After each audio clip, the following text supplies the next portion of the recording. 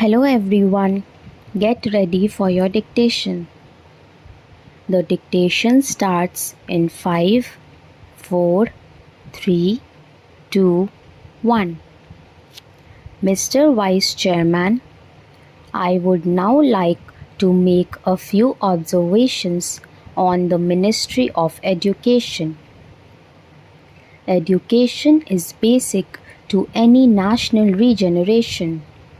It is true that it does not bring any return as our other projects do, as for instance the steel projects or the irrigation projects do. But this is the investment that is designed to help building up of the human material. It is agreed that education has expanded after independence and during the planned periods. But it is a matter for concern that the content of education has not been equal to our expectations. Even today, we are engaged in experimenting with all types of education from the basic stage up to the university level.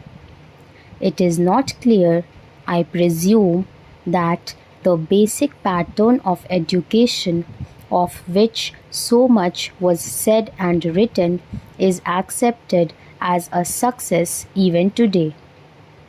Where do we stand with regard to the basic pattern?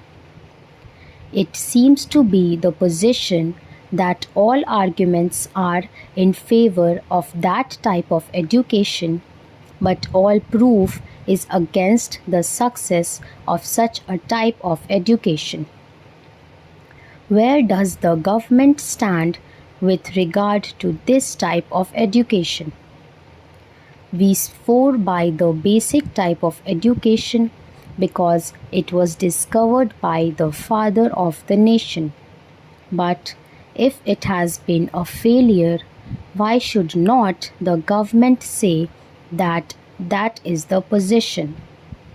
Then again, take secondary education and also collegiate education.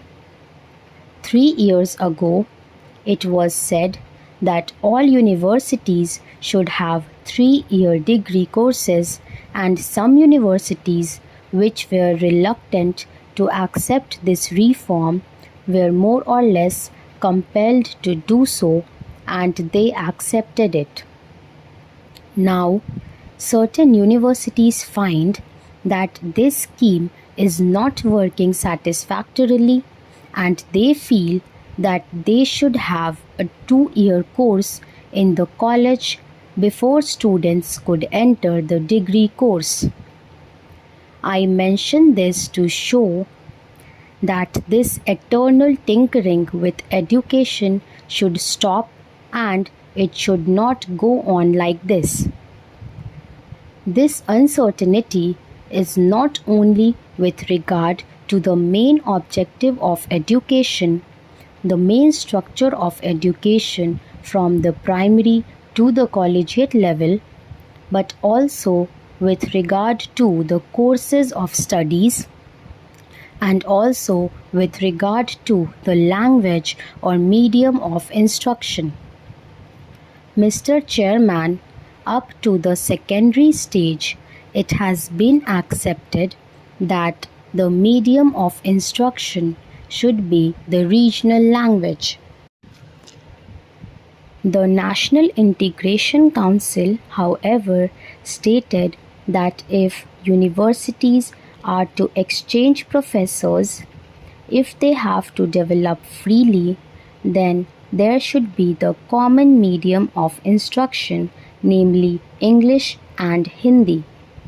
Now, at the latest National Integration Council meeting, we are told that the medium of instruction in the colleges should also be the regional language ultimately, and if that comes to pass, I ask, how will national integration be achieved? It is permissible to envisage a stage If the scheme of the National Integration Council is implemented, where different universities will have different media of instruction, and the men that will be drawn from these universities will have to man the judiciary of the land and the All India services. But they will not be able to serve in a state other than the one in which they were educated. How can integration be achieved? We are working at cross purposes.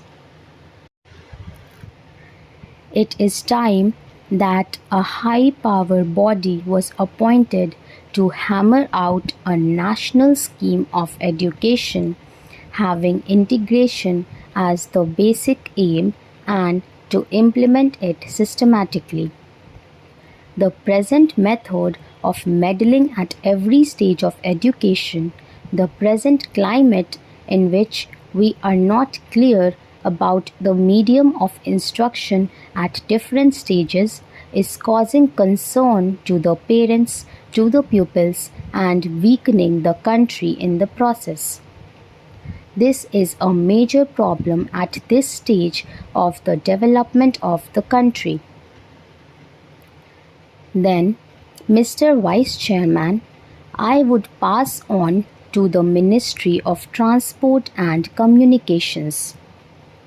According to this ministry, we are to build a system of national highways, provincial or state highways, an integrated system of communications from the village upwards, but the central government is concerned with the construction of national highways.